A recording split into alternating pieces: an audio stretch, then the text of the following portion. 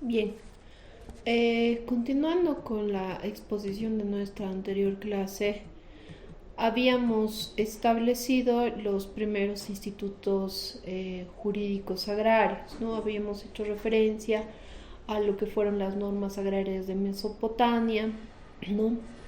Que estaban relacionadas al tema de la administración y manejo de aguas, ¿no? Regulaban temas de agricultura, y bueno, se había encontrado distintos textos antiguos que habían demostrado que sí habían primeros indicios sobre materia agraria. Entre estos pudimos ver lo que era el código Hammurabi, ¿no? Que era un conjunto de leyes, ¿no? Que había sido creado dentro de lo que era la normativa antigua en Mesopotamia. Y bueno, hemos podido encontrar que existía, más allá de regulación en materia penal y civil, también algunos aspectos en materia relacionada al derecho agrario. También vimos lo que eran otras leyes agrarias de Mesopotamia. Entre algunas de ellas habíamos entrado a ver lo que eran las leyes acadias de Eshuna, ¿no? Eran tipos de leyes que contenían aspectos relacionados a aranceles, precios, salarios, normas sobre contratos de trabajo, arrendamiento, préstamos de interés en materia agraria y además de otras normas civiles, familiares y penales, ¿no? Entonces sí estaban regulando el aspecto de materia agraria. Perdón. También llegamos a entrar a ver lo que eran las leyes relacionadas al rey babilónico Amisudaka.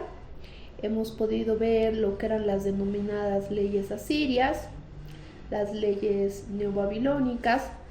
No, todas estas en algún momento habrían regulado y referido tema agrícola y tema, veámoslo como un indicio de derecho agrícola. Posteriormente entramos a ver lo que era el derecho agrario romano, ¿no? Encontramos que sí había un derecho agrario llamado lex agraria, ¿no? Que era ley romana que regulaba la distribución de tierras, que estaba basada en los principios del jus utendi, aprovechar la cosa, el jus fruendi, aprovechar los productos, el jus abutendi, que era consumir o disponer de la cosa, ¿no?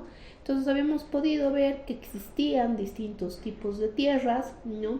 Y también que estas eran repartidas de distintas formas y a distintos beneficiarios en cuanto a lo que era esa transferencia histórica de el tipo de tierra. Pudimos ver que en lo que era la regulación agraria estaba la dotación gratuita de la tierra, ¿no? Existiendo esa dotación para la gente pobre y existiendo la obligación de cultivarla.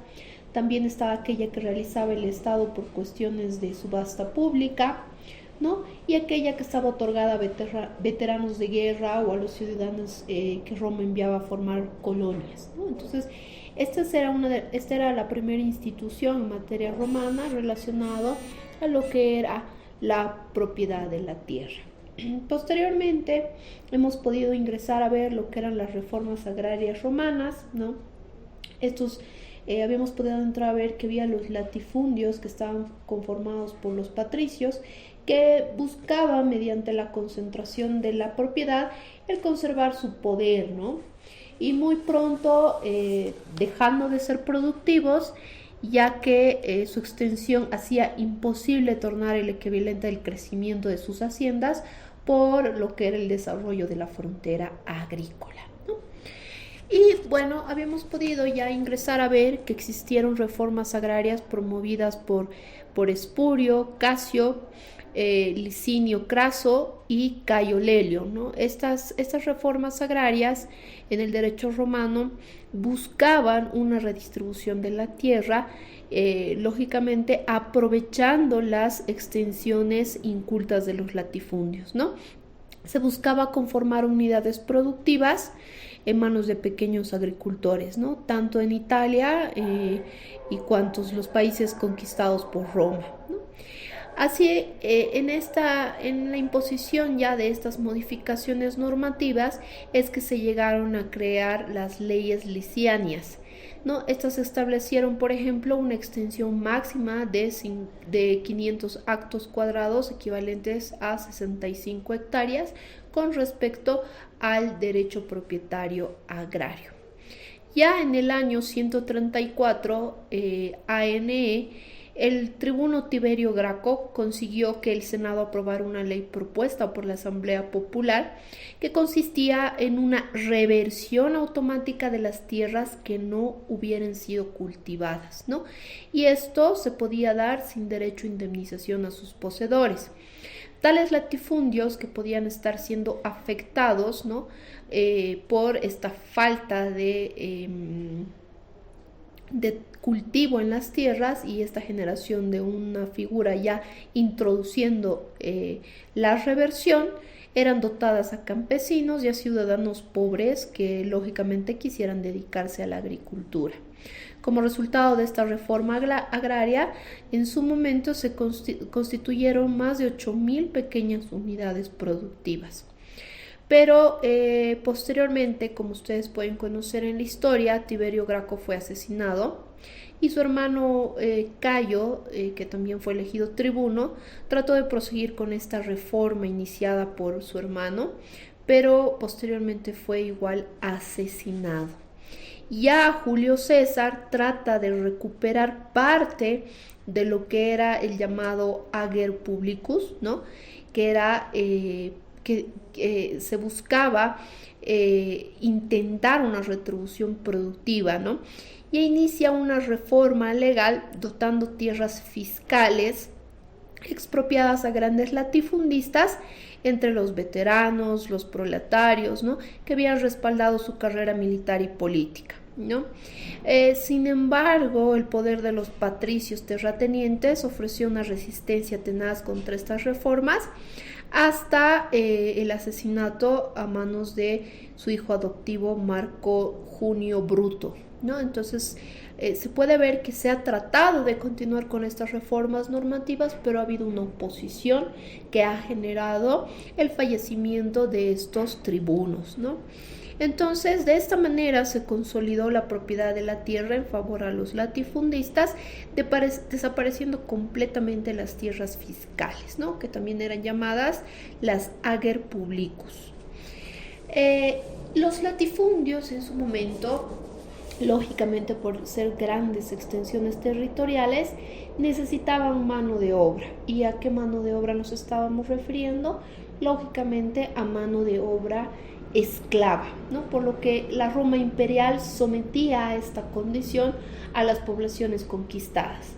Pero la falta de interés productivo de estos trabajadores obligados a una inhumana explotación hizo lógicamente que aumentara el número de colonos arrendatarios, clientes, ¿no? Que pagaban un tributo a Roma o alquiler a los latifundistas para poder dedicarse a la agricultura, ya que lógicamente los esclavos estaban buscando liberarse.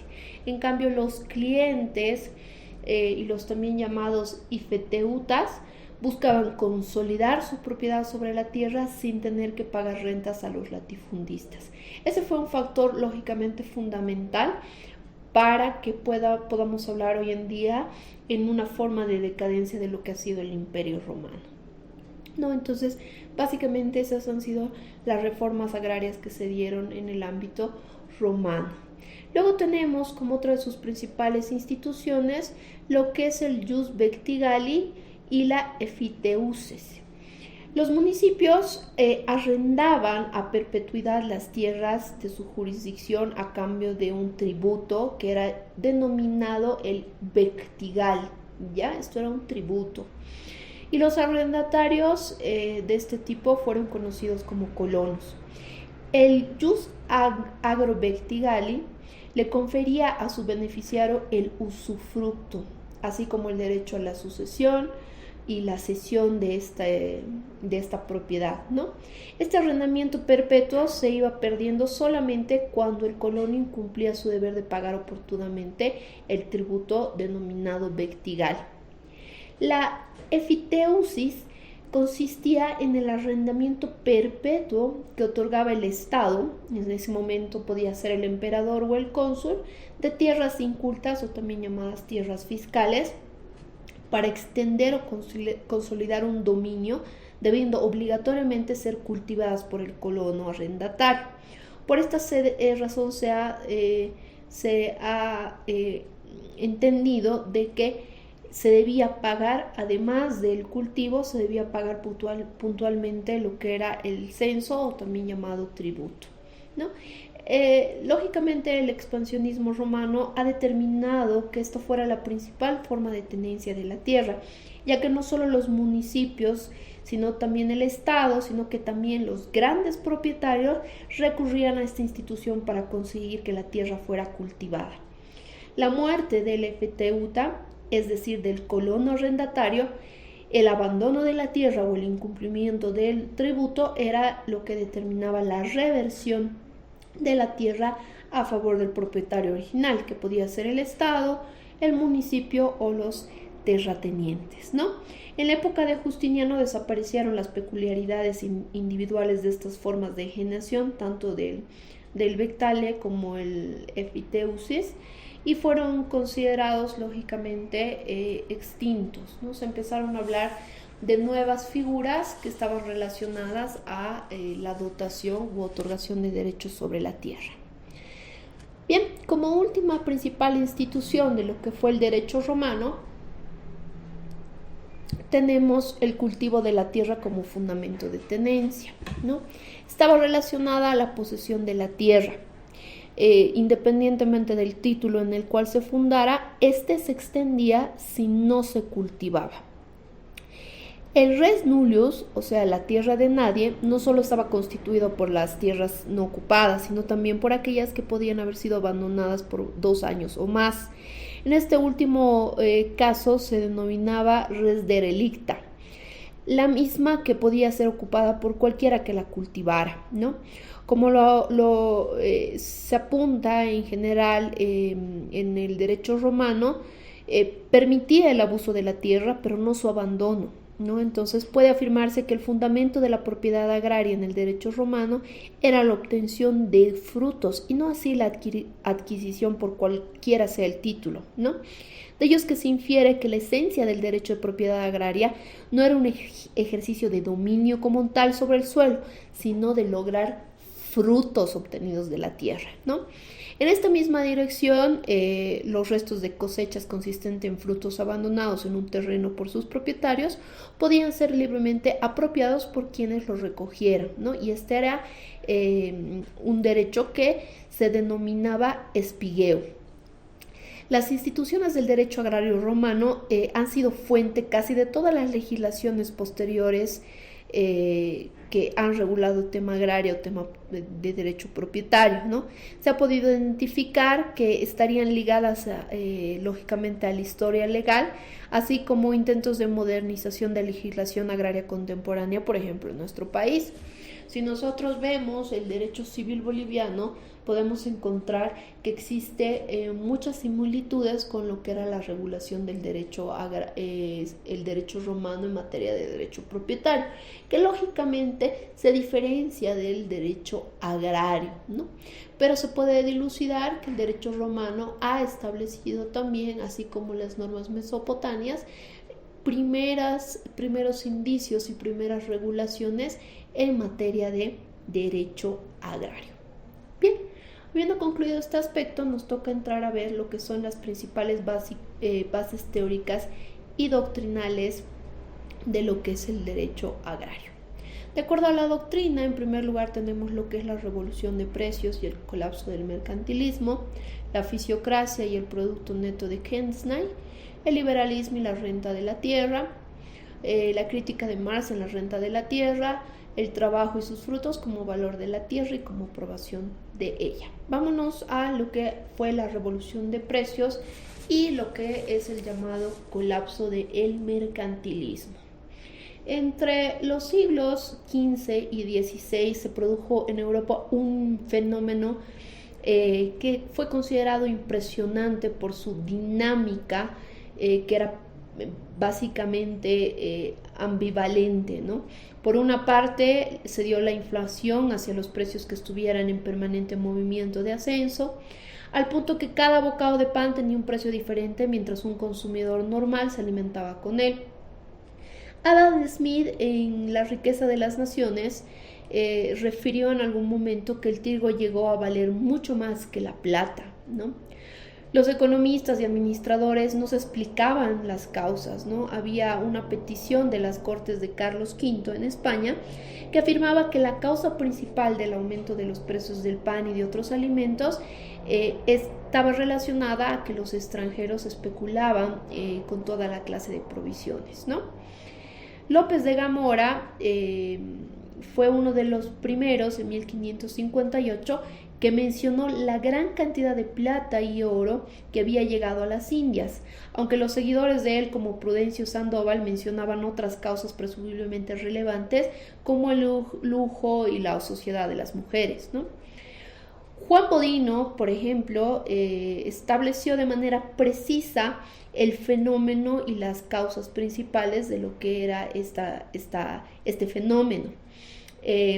Refería que el flujo del oro y la plata provenientes de colonias de España como Zacatecas y Potosí, ¿no?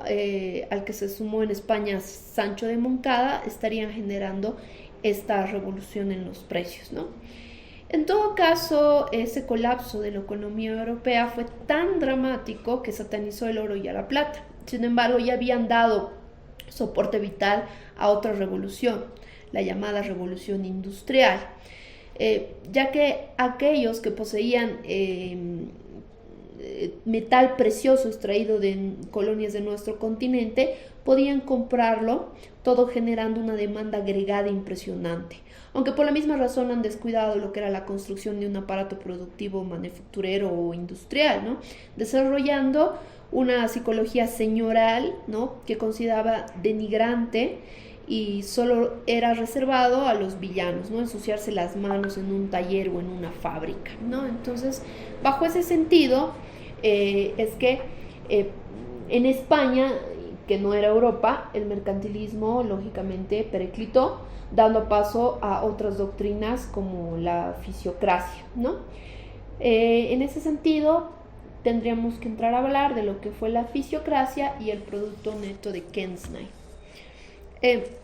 La inflamación que provocó ese flujo de metales preciosos que no requerían ningún proceso adicional para convertirse lógicamente en moneda, en ese momento superó los umbrales de soportabilidad de la economía en la fase de circulación, por lo que se produjo un desesperado retorno a lo único que no se había pervertido, que era la tierra, ¿no? François Kensnay, se escribe así, François, F-R-A-N-C-O-I-S, pero se lee François Kensnay, aseguraba lo que era ya algo en común, ¿no? Que el oro y la plata no se reproducían y tampoco alimentaban, ¿no? Y desarrolló un modelo doctrinal sustentado en la explotación de la tierra que vino a denominarse en su momento la fisiocracia, ¿no? Que venía de la palabra fisios, naturaleza, y kratos, que era poder. En relación a esta denominación, se crean los llamados fisiócratas, ¿no? Que le otorgaban a la tierra una condición única de fuente de riqueza. En ese sentido, referían que en este caso la tierra puede reproducirse y permite crear nuevos productos, ¿no? En este caso empiezan a hablar de que la tierra era base de lo que los seres humanos consumían y transformaban para satisfacer sus necesidades, ¿no?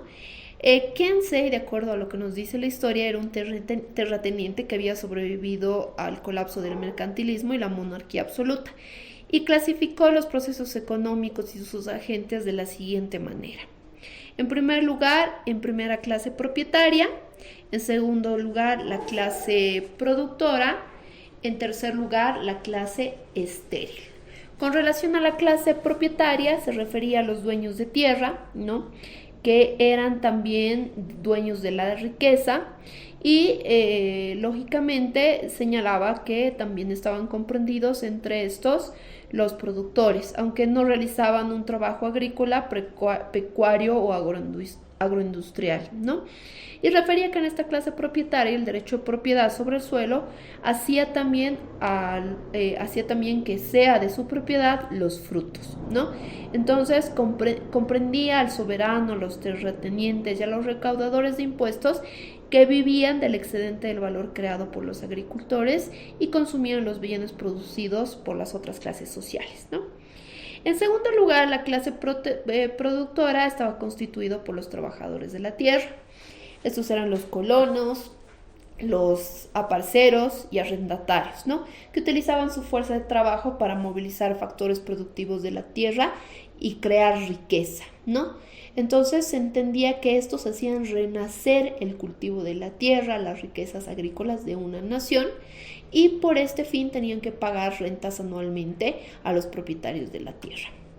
Por último estaba la clase estéril, que eran aquellos que se dedicaban a la industria, al comercio y a los servicios. Para los fisiócratas, los estériles solo aprovechaban los productos de la tierra para su comercialización, ¿no? En estas clases estériles estaban comprendidos los propietarios medios de la producción, los obreros, los dependientes, así como los profesionales, que se limitaban a transformar los bienes existentes y únicamente restituían el valor que utilizaban, ¿no? Entonces, estos no producían, pero sí transformaban y prestaban servicios, comercializaban, etcétera, ¿no? Otra base teórica y doctrinal que se generó fue el liberalismo y la renta de la tierra. Adam Smith, en su conocida obra Las riquezas de las naciones, considera que fueron tres fuentes, ¿no?, y factores que intervinieron en el proceso productivo. Estaba la tierra, el capital y el trabajo. Luego de este esquema se refirió a que la riqueza se distribuía en tres segmentos proporcionales a cada uno de los factores de producción. La renta de la tierra le correspondía al terrateniente, ¿no? La renta del capital al capitalista y la renta del trabajo se convertía en un salario del obrero. Esa sería la distribución justa y armónica de la riqueza y la base de la prosperidad de los estados o de las naciones, siempre y cuando se hubiera hablado de un estado democrático, ¿no? En lo concerniente a la renta de tierras, Adam Smith hablaba de un paradigma que se desdoblaba en tres, que era la renta absoluta, la renta diferencial primera y la renta diferencial segunda. Cuando se hablaba de renta absoluta, provenía del reconocimiento del dominio sobre el suelo, es decir, la propiedad agraria generaba que el dueño tenía una condición sola, ¿no?, que le permitía en una parte lograr ganancias. La renta diferencial primera, por su parte, proviene de las características de la tierra, es decir, de su fertilidad, la humedad, el clima, ¿no? Está relacionada a la porción de tierra y también de aquello que está en el ecosistema de la tierra. La renta diferencial segunda provenía de la incorporación de una mayor inversión de capital, es decir, tecnología, mejora del suelo, maquinaria, ¿no?, todo aquello que mejorara o aumente su productividad, ¿no? Entonces, básicamente en lo concerniente a la renta de tierra tendríamos que haber entendido esto, ¿no? La renta absoluta, la renta diferencial primera y la renta diferencial segunda, que tenía sus propias modificaciones. Algo también que hay que agregar es que la renta de la tierra era la base de otorgarle un precio a la propiedad agraria como mercancía, ¿no? La renta absoluta le pertenecía al dueño de la tierra y la renta diferencial al capitalista, ¿no?, al que invierte. Y ambas categorías podían fusionarse en una misma persona. Por su parte, David Ricardo, que era un discípulo de Adam Smith en la teoría económica liberal, consideraba que solo el trabajo incorporaba algo nuevo a la tierra, ¿no? A lo que se denominaría más adelante como valor. Y ese fundamento de la apropiación de la tierra y al mismo tiempo el parámetro de su precio de mercado, ¿no? Entonces, a la renta diferencial de la tierra se la conocía también como una plusvalía, es decir, como un valor adicional que estaba adquiriendo el suelo. Por su parte, Marx realizó una crítica a lo que era la renta de la tierra y afirmaba que la renta de la tierra era un tributo que pagaba la sociedad entera al propietario de ella y que no existía un fundamento alguno para que el ejercicio de tal presunto derecho, pues la única forma de apropiación legítima era la proveniente de un valor, ¿no? Entonces, sobre la base de esta crítica, la tierra por sí misma se reproduce biológicamente y nadie puede atribuirse la propiedad de este proceso y de su resultado. Pero cuando la intervención humana la transforma, incorpora nuevos elementos, crea, agrega elementos nuevos a la naturaleza mediante despliegue de fuerza de trabajo y obtiene bienes de uso y consumo, el productor sería el que estaría apropiándose de ese valor, pero no así de la tierra, ¿no? Entonces, de esta manera, Marx entendía que la tierra era una ficción, ¿no? Ya que la propiedad sobre el suelo era el producto de un acto de fuerza, ¿no? O de lo que era la producción de bienes, ¿no? Entonces, el poder era el fundamento de la propiedad que se constituye en una simple relación jurídica sobre la cosa y por lo tanto el precio que podía otorgarse a la tierra era el resultado de esas relaciones económicas, políticas y no así a un atributo intrínseco del suelo, ¿no? Entonces Marx formuló lo que era la teoría del valor y en base a la ley económica del movimiento y desarrollo de producción mercantil que consistía en transformar materia prima en mercancía, ¿no? Y establecía la diferencia entre el precio original y el precio del objeto transformado y refería que se obtenía en el momento de la venta un valor, ¿no? Que se calcula por la fuerza del trabajo y la producción de estas mercancías, ¿no? Entonces, prácticamente para Karl Marx no existía lo que era la propiedad sobre la tierra, sino la propiedad estaba relacionado a lo que producía la tierra y a aquellos elementos que eran incorporados a la tierra. Bien, por último debemos señalar a otra de las teorías doctrinales que estaban relacionadas al trabajo, sus frutos como valor de la tierra y como apropiación de la tierra, ¿no? Por lo que hemos analizado hasta acá, podemos entender que la propiedad agraria no solamente se fundamentaba en un título de dominio, ni siquiera en la posesión, ¿no? Sino que se tiene que entender que un fundo no tendría valor alguno si solamente está registrado en escrituras y documentos, ya que se le va a reconocer el derecho de estos instrumentos legales y su valor a aquella persona que trabaje la tierra, es decir, que genere una producción, que genere una utilización, y esto se debía obviamente a factores externos que tenían que desarrollar la potencialidad de la tierra, ¿no? Por eso es que desde la más remota antigüedad se hablaba de la propiedad que estaba vinculada a los frutos, ¿no? Es decir, se puede obtener el derecho propietario siempre y cuando se generen frutos de la tierra.